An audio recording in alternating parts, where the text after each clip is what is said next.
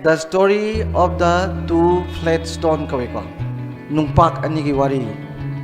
masi Italy gi Prime Minister na moi gi na mayam se address to bokam na mana li gi wari ne ai gi wari natte ko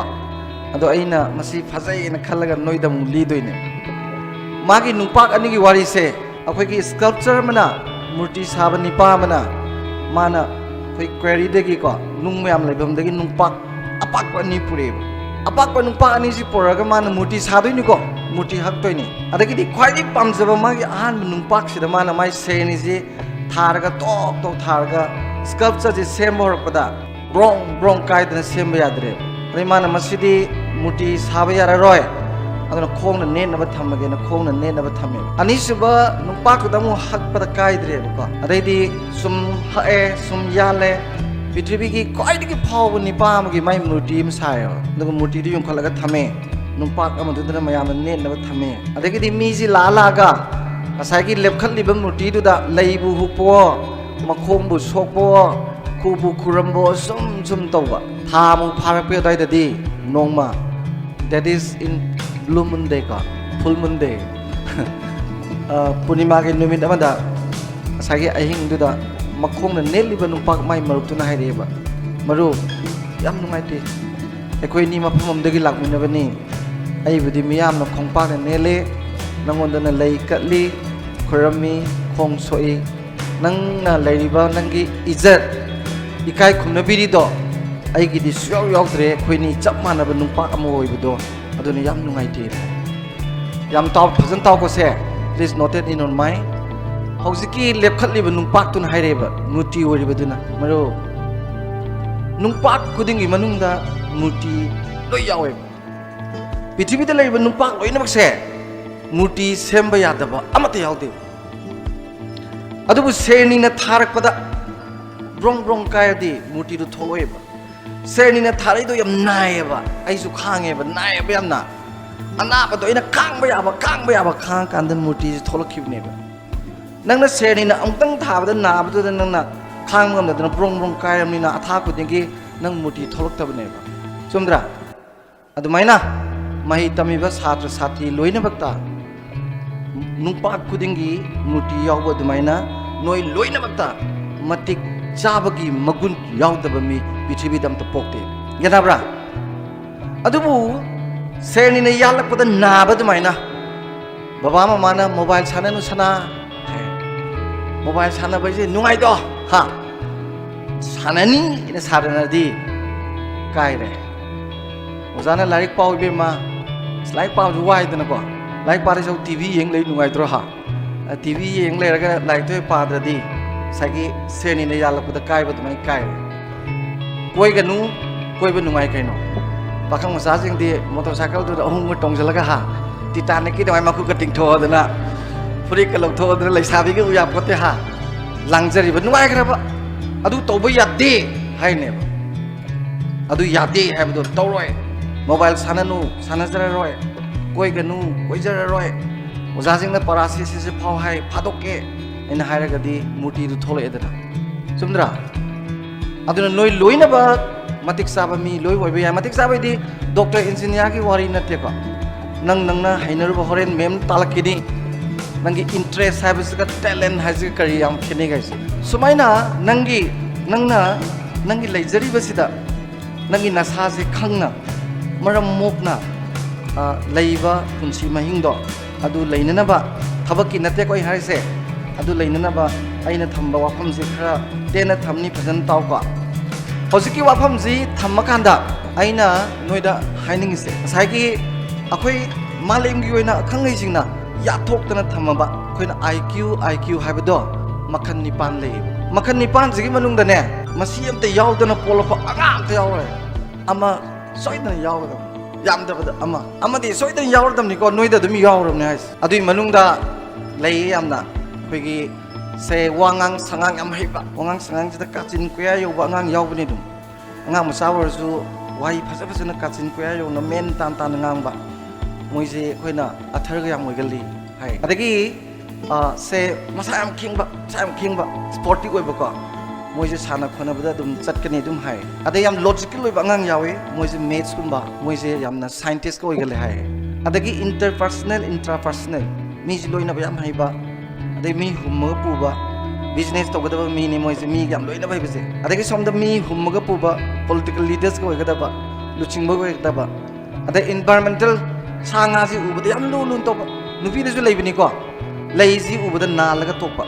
अदे अकंग मनामगा यावदो लोथोपिबा कनागुम नुपी ने लेदि पत थलगा चिन मुजावने अदे अंगांग मचाजि उबदा पम्मगा नांदना खोतना तौबा अंगांग सु लेदना नुपीसु पासो अदे अंगांग दि उगा मखसाइ तलाउसिया कफल नुंगाइबा नुपीसु लेबिनी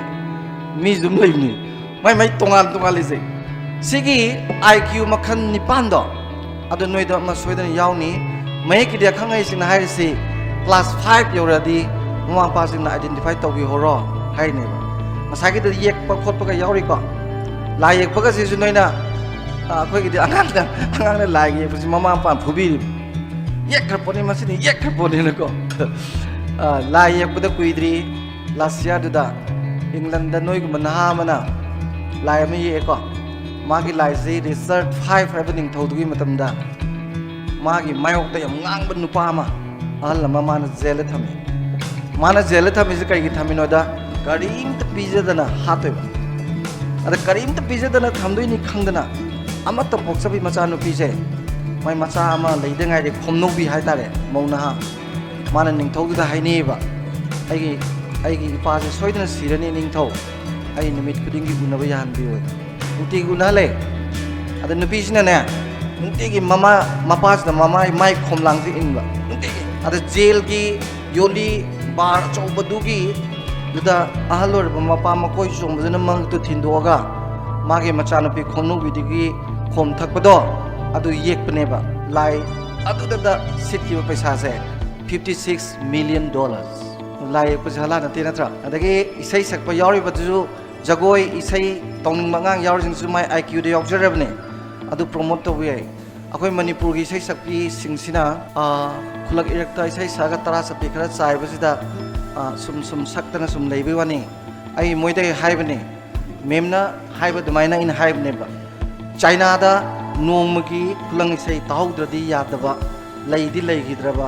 अपाव खुलंग इसै सकपी नुपी ओ मरि लेबा मोइगी रिकॉर्डिंग दु लौरगा चाही अमानी म्यूजिक दे कइदगी प्रोनाउंसिएशन दगी कइदगी बाजना छाब खोइ अफाव नुपी मचा मयाम सिनगो अदुगा मोइगी चाइना की कंसर्ट अमदा सक्सगेना सउबदा मागी इसै दुदा योनबदा इन टर्म्स ऑफ पैसासे आइदि को योगदो माले बिकॉज चाइना जी मी यामिदनगो 1.13 बिलियन ने लेस तो हाइबे यादे बदो इना खनिंगदबदो अना इसै साजु इना खनमजु या हाइबनिदा अदुना ngasagi यावरिबा नोंगंदे यावजरिबा आईक्यू दो ब्रेन मेमने लोय हाइराने कमाइन तोरगा टैलेंट सी योखतकनी इंटरेस्ट दी वोइरोय खोलोय अदु नोइना पामेदना जुना सादा पोतु यावदि काना देखो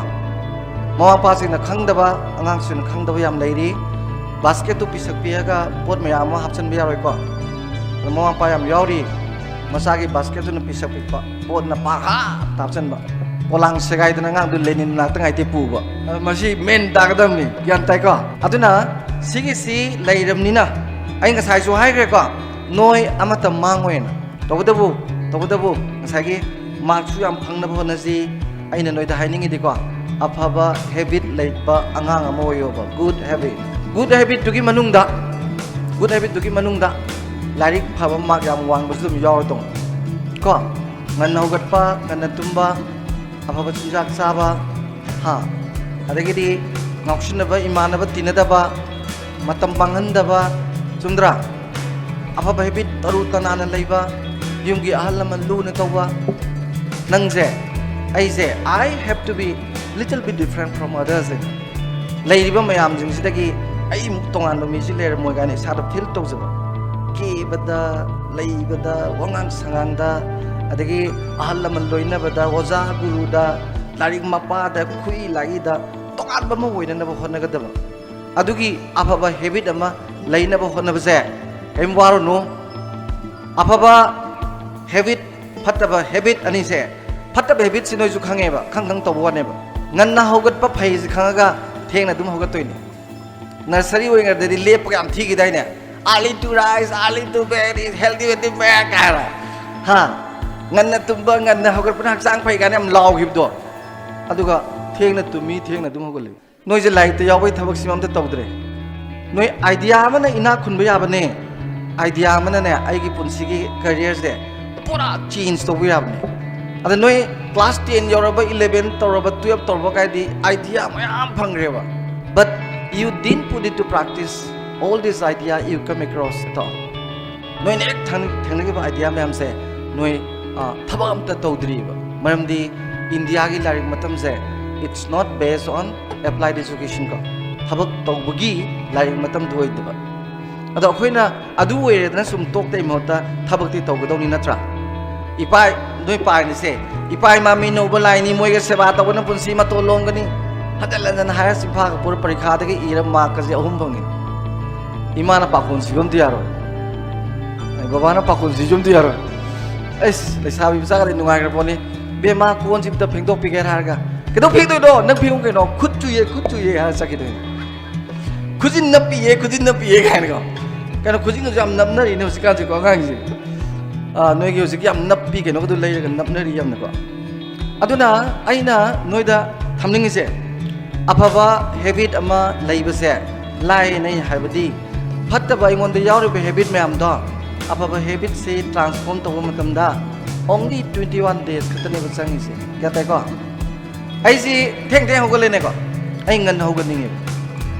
ning dana ina ngan na hogat pa pung mari da hogale khala se bagor ke khale se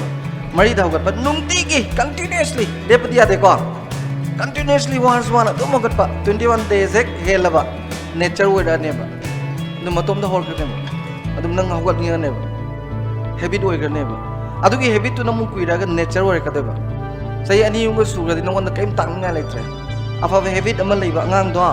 adu gi maram da kanam tan tang nga leite ado babam ma ju tu dai no pe no petro tum gi doini ai gi cha je heng kam do gi heng si ga no ai tum gi ba hek tum da ba ga noi di mama ju baba ju tum yadre noi khan mada tum dai je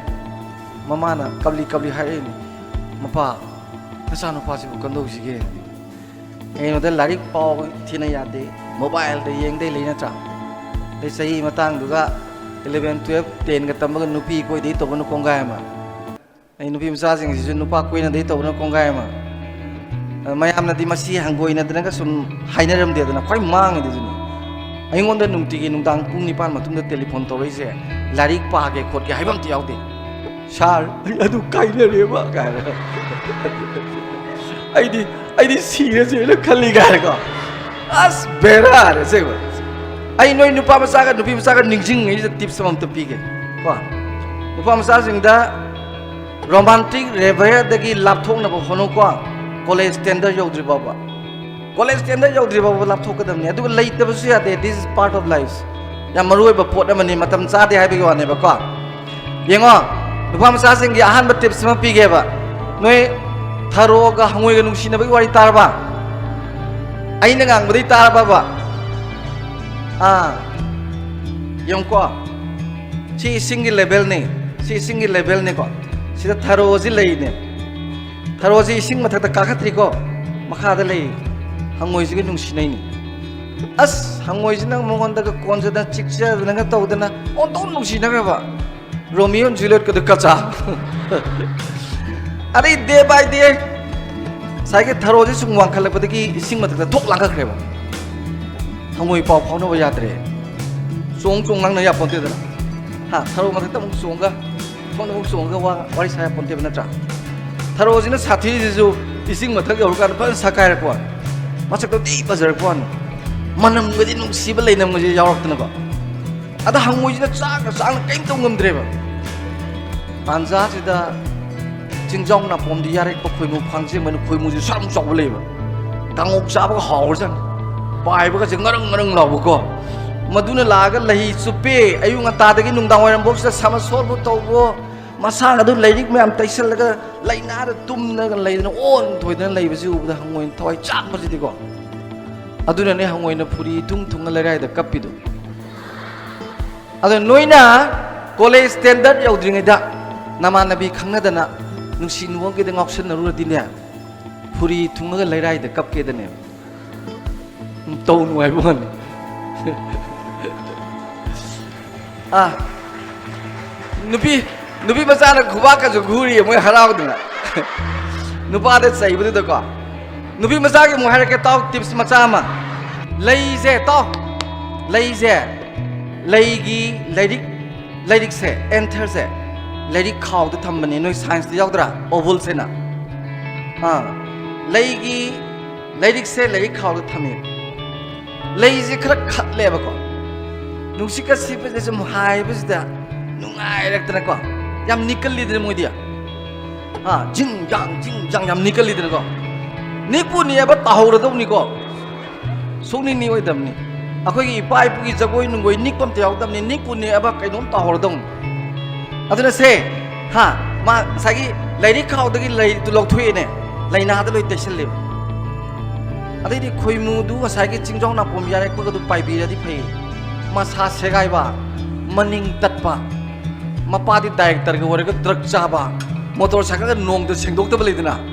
अदु थौ लागा कोई बदु नय हरावरे मरम ने साइ name न सालोरम निना मोय याम लाइ पाइरागा लई चुपंगमे नंगनसु लई दु पुथो थममिना को अदुना अइना हाइनिंगदि वांग सालो सिनि सिंग द सातपी उथंबाल का हारिस कइबु नते ब चिंग दु न वांग बने लई दुगी मपाम्बी उ दु न वांग बने अदु द सातबा थंबाल दबु खोइमु ममई तत्पना दु योंगम गद्रो मसा सेगाइ बदु नुक्सित होद दु लहरदो अदुना वांग सालो सना नेमना सातकनु को अदगी नुक्सित का सिटपदने लही का जो लौथोउनु को मनुंग सुम थमु ओवल्सता मतम लाखिनी खोइमु ममुत चांग पाइरखिनी को लही चुपा अदु अदि नंग ओइ थंग नाकंद कार द नोफे तोंग सलदम ग्यान दाइ को ओके अनि जी पीरगा नुंसी नुओन की पोसी 12 यो लोइदिबो सुया देखो कैनोदा नोंग फादोक नुंगाइ नतन साउनबदा वाफम अमतंग थमनबदा नुमित 10 मु लाई पा यारोइदबा पोतनेबा ड्रगतेना साथीबा पोतनी अदु you have to avoid this का सिमा थमगे मथंगदा लाकदोइजे थुजलगे मुना तावको 10 11 12 तमदिने नसागी पर्सनल फिलोसफी म लयुको सागी पर्सनल फिलोसफी आइदी आइजे अदु तौरोय अदा तौनी आई सी तिननी सिगुमजे चानी चारोय नसागी पर्सनल फिलोसफी म लयुबको अखोइना इंडिया की कॉन्स्टिट्यूशन जे थोला फाक्तोकपदा मागी हेक होबदि यारिदो we the people of India having solvent to resolve India is constitute sovereign democratic republic socialism secularism ga lei sigi manung dani India na lebang ai se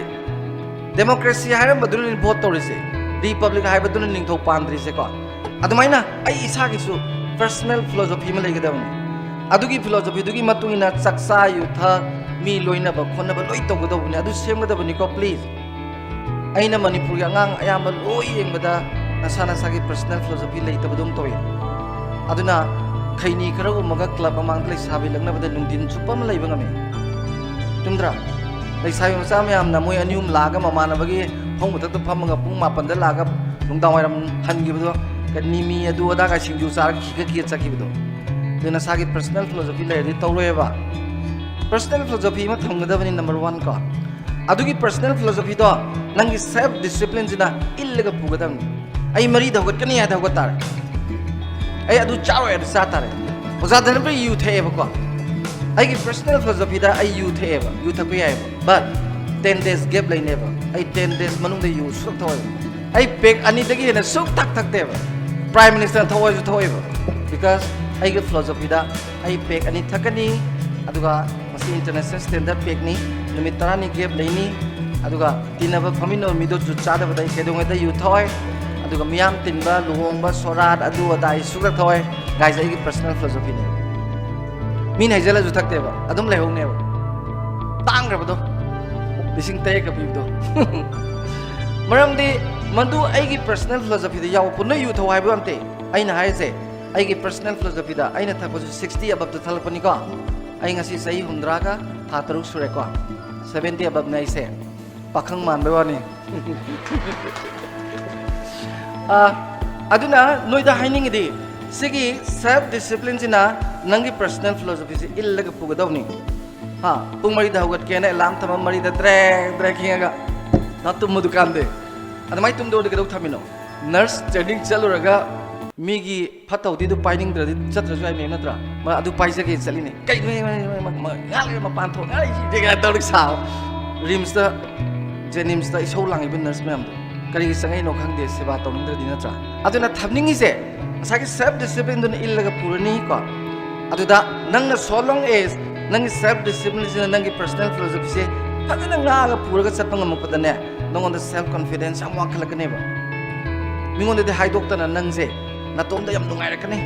ada mi jingje nangna ne ai mu phaba yawrmo gai sum khalakane tuminabo aduna ga heng interview awang awang badaga ko nangi selection committee mi ga du nombam yawm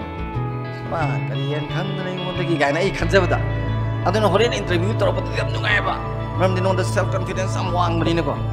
ado adugumba matang du yoradi नंगी self decision जो फजन लौरने अदो आई नोइदा हाइनिंग दि नसागी वारेब लो मीना वारेब लोहनगनु नंगी remote तो मीदा पाहिनगनु को से नुपा मसा से मा लाई पाजगे लाई पुथोगा पागे तोरबो मानबा अनि लाई दुगो बाय इम्फाल चौजे है कि सदर सेले चखदि को नंग जिमान इम्फाल द पुगे रिमोट मेल ला इम्फाल द पुरगे मसी पीट इनको हा नि बि जा जुङाय क्लास कन तौरिङै दा मेसेज थारै Blue Moon Restaurant untuk kopi rakiro. Aye, minang dari ya sar rau thokrim. Ma adi mela amne masih restaurant putoge pit ena. Nang remote tu mingun pahali ke. Ha, you should take your decision. Nasagi all decision di nang logja kedam ni kedam mingun kedul hondoi no. Class 10, 11, 12 tamabwa. Aduna personal philosophy, self discipline, self confidence. Saya aroi begitu, ha, self decision making si lairo, si soidra lairo dong ni yam saure ko, class 10, 11, 12 tam mobile se, aduga, aroi beda, larik kamai na paga dage, hai bam tang hai ramaga toge, noi husi larik paga se, ai kharasum na pahan ningi larik suka, uzana su taki dawa malay khale, angang sing si Manipur angang ayamba, ai sumuza beda, handaki poison lepa me amdu loi na magtu classic ta moi gift special gift ama ko organization no pi bi throm ma da yawe ada nungai ta basi angang sing du su mama pa sin ponghal le ko poison le pangang ji mareng phalaga satpa hore ko edi chatpa da je pong pong chap le na poison le pam ni kai na ane mama pa jing ju isa poison le pam ne matung na pong pong chatli ubada nungai te ko adugi hore lakhini aina thamni medi aina angang sin da hange ba noi lari aina sma hai bani da angang sing si Manipur da taseng na haragadi in real sense da di Manipur da angang ta like tamdri Manipur da angang mata lari fasina pa ba hitri na hai bis mama pa ni khas sound bai ta ani moi sound moi mong du gul am ni na aina jung hai jel le do khungang da di ngang na sakna ba ya bani yam phagale Imphal manung da di irabo suwang ngam de hai bai irabo su jam irabo Imphal manung da di mana kari khanga da ngak tani da ko ada ini hai bini Imphal manung da le mi jing se mana kari khanga da am hai adu bu mon kamai khang ni khang ri bani ising kamai thakani khang ri bani hai karam ma tum sa ga ni khang ri bani gor pu da halam na pho ga lang e bu hai ji kamai sa ga da ge da niom loi le ni hai se yu hai jing se adu da sigi sida ko aina noida haining di class 10 11 12 yor bangang singna mana phanga pa ideas me amno thabang toy no uthorak tragadi like tami habi ya ba adu like tam da chap mane hai ja dune ba aina wa sungang idana thambal gi samana se pithibhi da khwai tangi kholi ga sungang da bright enterprise idana thambal mana me am khongkalaga moi family mate banau no je sigi saji putropada ihan nam da gi production se Amitabh Bachchan ne packet 30 order tok to logi Hojik am chikre nong sahi me moi more than 50 lakhs ni yoli hojik America na moi na yonge puto panas dei puto agreement on tong na se na ngon da nan telephone tore sibu to phabra phatabra jai ai ngai ko khar ngai ko ara khame ko that means idea ama khatan ni moi hojik ina khulai se noi di idea bari de phangram ai selection syllabus committee members ni Zara Asmon di yogi dem university ki Vice Chancellor ne MC Arun ne koi je syllabus sem gi committee members ne ba noi syllabus ko sem ni noi syllabus sem matam da koi na personal philosophy sagat pe yana ba angang sing kari haps ka na khali ne ba anoi ne cinema yengi ba lila yengi ba novel pari myam se nang gi personal philosophy da ma gi tori ba mong du nong da hapsal laga punsi ge du tong na bai nan pali ni yenga lin to li ne ba noi de dum yenga to idea do am ta lo de thabo ina pang thok te ba ko adu nei ne like tam dribra sine ba adagi lairi phajana padri habsina ai angang sidu thange ba noi gi noi ju sil lai jam ta hai moi ba English ki textbook masa pisak to noi na pari ba nukti ki pari do adu kana ne ibano ko athar yaw bra yaw dabra edition kya subano publisher kana no karam sai de phongi page kya pali contents ta kari kari yaw ese angang ta hai ngam de noi sil lai jam ta hai ngam moi wazana tak tam ne sai ji odu waza ju bera kadro aduna thamjaning di aina noi da haining di larik pabagi formula ma de khangba phaidana ba aina pudokba formula nate universally acceptable formula ne kari kari noi da S Q R R R S ina S stand for survey ai usa ge do duni smile like se pa kan da hoji ki do survey tok tho adu survey du loi ding like pa no phajana loi tho survey do ba phajana da khang kan du da nang na like pa ba horadi hey nang na like listing ma pa gi matam da larik loi na mag maming khangni matha khangni karam ba sai da phongi bino edition kya su loi khang ne si su tok tok nang like listing ma pa kan da hing like am ta pa gi da samana ne noi general line da lak pa general line da lak pa kamu jing di si gi reference pi ra pa yan ma PhD tor ka doi ni article ma yam ira ka doi ni wa ngang ka doi ni adu gi framework ma yam le gi bedo nang asi da gi loi khang la khar ga di ko hayeng yam nungai ne yam ti nungai ne kwai da gi naran pai ba mi do nang ni na pong ja bo ge adu si gi service ma kaur no number 1 number 2 Q stand for questioning wang hang ga da bane self question like si pa ma tam da noi wang am thang de like tu gi unit lor pada pitho ba question du ojana answer phasana piraga computer da nana nam thoga chimpha puraga parikha da ngang pada koma chitha da na iraga nang na poisa lepa ga di kari kana dori ge nang gi wang ni kadai chakra ge ai na nga ore da word source ka busy ai class 10 tam badai da mani iba setting ji tamna sum iba zakun su khoi matam da khoi tam je see dwell among the unpleasant ways du shi gi ai mon yam interesting oi ba adagi John Keats word source ka je khoi na yam ti interest le adai na mai gi setting ji isolate to kai gi no ji khang ba ai wo za da hang gi khang re khoi za na hai re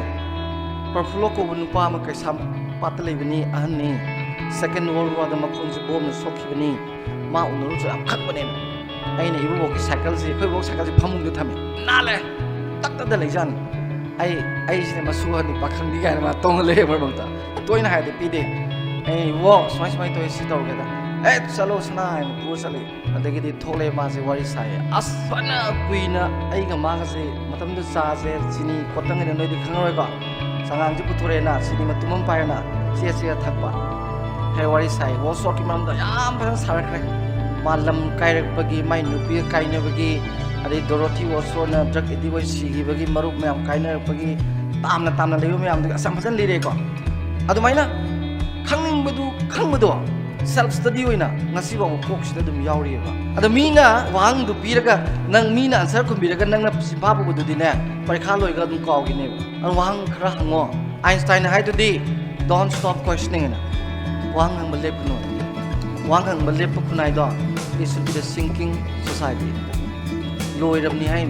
kitani tong lup pam nai noi di wang kyam hang da ke da aina hai se mama du lu khra bi ni kathen ni yendem hangam khra yon jare ko nom gi chara nong khan na ba na ba wa ja khra ba adu da pakhang phar ba nang na motorcycle lai bi ya de na nakut ka ta ne thang ka pang ma pakhang ji wang hang ni ba mana ta se na wang hang ma de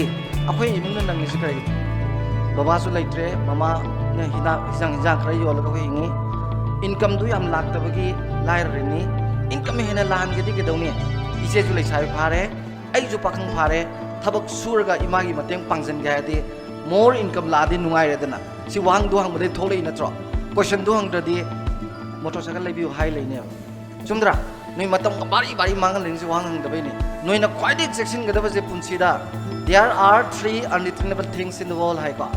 ang thoki ba wa jam section lo halak pa yaro ka oja da ngang na bo su imai pa da hai bo su ma pang wari sa bo su sai punsi du ga halaroi dam ni matam du ga jam section ga dam ni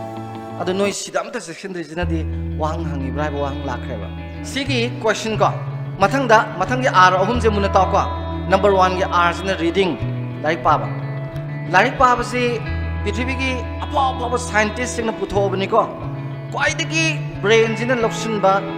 थुना फाबा फार काउदब मतम से अयुकी पुंग मरी दगी तरुक phone from 4 to 6 मरी दगी तरुक फो like Pardi 100 काननेबा तरुक तगी न पुंग तरा बक्से सिना 50% काननेबा नुंगदांग नुंगदिन गसे only 20% हाइबसु यावी 25% हाइबसु यावी को मयामना अदुना आइना खनजबदा मॉर्निंग की मरी के तरुकस दे सोइदरमकी पाहोबा अदा कोई अंगासिने सिदा ट्यूशन लोइ चलेबा ममा पास आइदी खंगदे सिदा लाई पाबा मी से थबक तबसे आयामन जेनस वे हाइ को आइदी मरी दे तरुक लाई पारपसे आ क्लास 7 8 अदा दे पारखरेबा आइदी खंग पाबते जेनस वे ga पाबा नते क्लास 6 ते युम पुरपनिना आई हे पुंग तरुक मतुंग लंग संगबा चतोइनी उपु चामा सुरगल पा कुंथ्रा अदे लाई तम सखरनी हलागा सागी संगी बलंग मैम दो उपु सारनी मोय थाननबा अदुइ लुपा कुन अदे नुंदांग रि सो मुथौ सखरनी मतम चुले तबा अदुन आइना फंगिस ओंले अयुकी पुंग अनि दु खतनेबा अना आई अदुदगी लारि पाइ नुंदांग पुंग अनि मग पानी नुंदांग यानि जिनो ओजाना ताकि मैम दो इ सानबा निंसिंग को नुंतिगे तोंगान तोंगान बय थमगा सिगी कानबा जिदि हयेंग नोइना कंप्यूटर एग्जाम गा थानिंग दुइना हंगल तुजे क्लास 1 देना योबो अन क्लास हम मिस तो यापोंते अदुगा क्लास हम सेक्शन दबि यापोंते नंगना मटिक साबा मी वइनि नदिको अदुना आइना खंजबदा सिगी रीडिंग की हुजिकी दुमा नंबर 1 मरु वइरका अदगी मोबाइल से यारगदी आइदी आइना इंगोंदा हायरगदी को असai नुंदिन gi matam do noine school de halakpa matam ayusu lai pare nungdin halakpa matam nungdang waram tuition chatringai matam tuition de ai pamde du chatta ya de ga nungdang chakere chalo adu marak se sana khona dana exercise kar to bana traga imung gi thawai ngang to ba kungang de di ingol to bu ai sing chai bu ai baba mai mateng nungti pang be ai as exercise ko adu da nangna punga ma guma sana bu ai mobile ko prescribe de punga ma de hen be de mobile punga ma de henan yang be de tum ka do pungai ma waling de mobile yang be de tumba hogalaga pungai mai matung da mobile yang gadabni aina haibinate hu na haini World Health Organization na directive spirit ni ko sidi khoi ahan judum to wi ai noi angang suni mobile na sagi le jaga de larik pa matong kuding ge switch off tor thamo nata di larik sum phajana par treng he ga yeng ga di yarwe ba ko ana sigi reading je sida aduko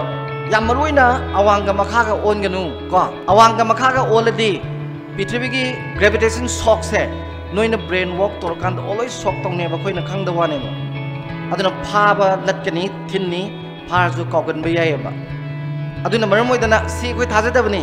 अंगांग पोक तंगाइ सि पक्कप त कपिसे camo किना तेबा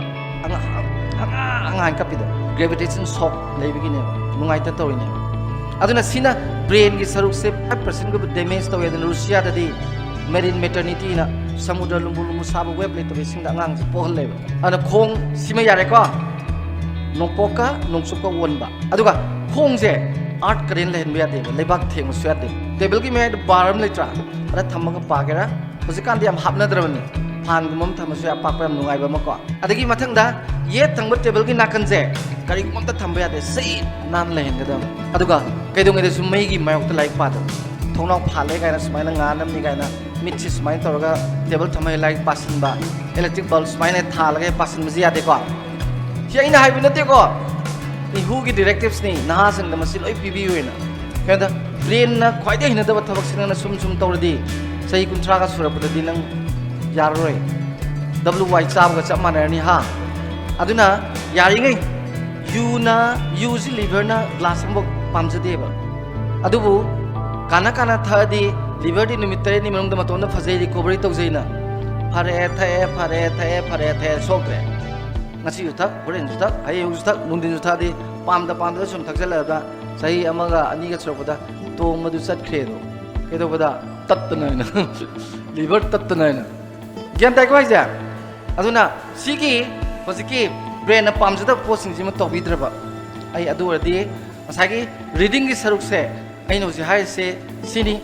मतंगी आर्जिना ने reside है बा reside है बदी करीगुम नंग ने खंगिंग बा करीगुम नंग ने खंगिंग बा पोट अमा लेरबा को थियरी वगैरह कोटेशन वगैरह फजब डेफिनेशन वगैरह मधु वगैरह नंगने हंजन रिपीटेडली हाइबदने पुंसी काउदबने बदुसु रिसाइटेशन दगी लाइने को रिसाइट अदुगा अकोन बगी आर दो अदुना रिव्यू हयेंग नोइना क्लास अमकांदा कनागुमना जर्नल लाइन तोनिंग बंगांग सिंगना सही तरा अमा कैमा लाइक तमागा PhD फंगागा फंगे फंगदबा सिंगना हा अदगदे कंप्यूटर एग्जाम का थानिंगे थारो था मतमदा नोइना खुमगदबा आंसर से अखोइना ममांग यूनिवर्सिटी दा ओजा वरिंगदा CAG येंकांदने कंप्यूटर एग्जाम के अंगांग सिंगना खोइसदग MCS की इबसे याम नुंगाइतेबा सांग पेज तरा कुनगे इरगा मार्क्स से तरा माथोइ थोइ फंगा तुएबा करिनोइदा नोइने इबे मतमदने कमाइने इगदगे हाय कांदा नंबर 1 थियरी इमा लेरनी को थियरी दुदा नंगी ओन इंटरप्रिटेशन अमा लेनी इंटरप्रिटेशन दुगी मतुंगदा ऑब्जर्वेशन लेनी ऑब्जर्वेशन मतुंगदा रिकमेंडेशन लेनी अदो कंक्लूजन लाकदबा अदोदी मार्क्स से फजना पिरकनेबा अदा थियरी ने जु खंगदे ऑब्जर्वेशन इज मेन मान तादा अकॉर्डिंग अदु अता पागी देसले हजिकी तो कैटेगरी खाइदो येंगबो याबदु ओइदबनिना मार्क्स याम फंगदेबा अदा आइना थमनिंगदि ngसागी रिव्यू हाइरेसे नोइसे नोइना ngasi क्लास 10 11 12 ता नोइना परीक्षा तौरिबो क्वेश्चन सिदा हंगिसिदि अंडरस्टैंडिंग का नॉलेज का खतंग बनेबा पार्ट पेन वेयर हाउ ना हयेंग सी क्लास लानगदि क्रिटिकली एग्जामिन डिस्कस कमेंट काइन लाखनेबा अदा दि नोइगी मोड ngakte इरकदोइनि नोइना खंगजबा मोड अदा ngसागी रिव्यू से हयौद्रदि बिग रिव्यूअर फावल लेसिनी लाइकी सिनेमा की फिल्म रिव्यूअर फावल लेसिनी अन कैनोम तबसे critically thinking towards any emerging new ideas नोइ तुम खनगदम सानगदम सिनेमा हम यंगजु नंग क्रिटिसाइज तब तमगदम फजबा फजदबा वारी जिसी तरमदि फनी हीरो जेदु तोइ गायना नंगी नसागी रिव्यू तब तमबको से अरोइबा आर्ट्स न रिव्यू सुमाइना लाइक पाबा स्टडी तोरगदि फने खले नत्रगदि हजिल लेबा सुम लेगदि न हेंग मांगजर कनी को लोइसलकपदा वारी अमा लिरगा लोइसलगे पुम लोइबदा मुना तावसी वारी जाम नुंगाइबने आइना ताओइजम पाबदा थेंगनेबनेबको चाइना की इना याम खुनबा नुपा अमना मागी मचा नुपा से मासी इना खुली ना हाइनिंग बसे मासी इना खुली ना हाइनिंग बसे हाइ बसे मचा नुपा से सुग्या यादबा हाइता अदगिदि नोंगमदि मचा नुपा से मसाइगी मपा से खुंगंगदे थमेबा खुंगंगदे थमदुदा नुमित तरानि थमुरमनिना मागी युमजी याम नुंगाइ से खंगमने दना पोरे अयुक्त ब्रेकफास्ट सामिनबदा माना हाइबनेबा ऐजी ना खुंद्रो कायना अदा साइ ngang खुमैने यामजबने बाबा अखोइगिदि हुई अमखत हुई कोन जिदा अचापोरा तांग पिजरगा योई खुंगंगी इमानबा सिंगदुदि मोइगी खुंगंगी लंपाकदुदा हुई यांखै उंफुगा सानमिनहौइ हुई जिमजु मोइना बारी दे हेनरे सिनेबा अनि सुबदा अखोइगिदि पुखरी मचा अमा स्विमिंग पूल अमा तांगबा हिदांग दाग हापगा मसुगजे संट्रेक संगलगा मसिदा कोइने इरुजरगा इना खुल्लबने पोंजेबा खुंगंगी इमानबजिंग दो तुरेन अमांगबि सानाव इरोइरगा nga फावि अमांगबि सानावबा तुरेनति यामजु पाइ यामजु सांगि सिजु मोइना हेले सिने अदगी बाबा कोइ दि चेकपल न ओइ खाजलेबा वांगना इना खुल्लबने खुदा म चंगदनबा चेक से पर्पस अनि अमना चेकपल नि चंगदनबा थोंग सागना मी लाक्तोबा को माना हाय खुंगंगी इमानबसिंगी युम सिंगदो चेकपल अमता खाउदे हाय लै पा उम थाय मोइ मसेन खुंजा मयाम लोइना अमगा मगे यंगसिनै इमुंग अमदोन लै पुक्चन याम पिकपसु ओइदे सिजु मोइना हेलिसि अदगी मैजी इलेक्ट्रिक सी फजबा लैथेंग यावबसिंग जे थालगा खोइना इना खुलेना पोंजेब मोइगी दिन निमित एक ताबदा सुमांगदा थोपदा थोमी साक थासे सेंग सेंग न उयु अदा इलेक्ट्रिक बल्ब का था थोमी साक लंबा तो बुदी यार रोय सिजु मोइना हेलिसि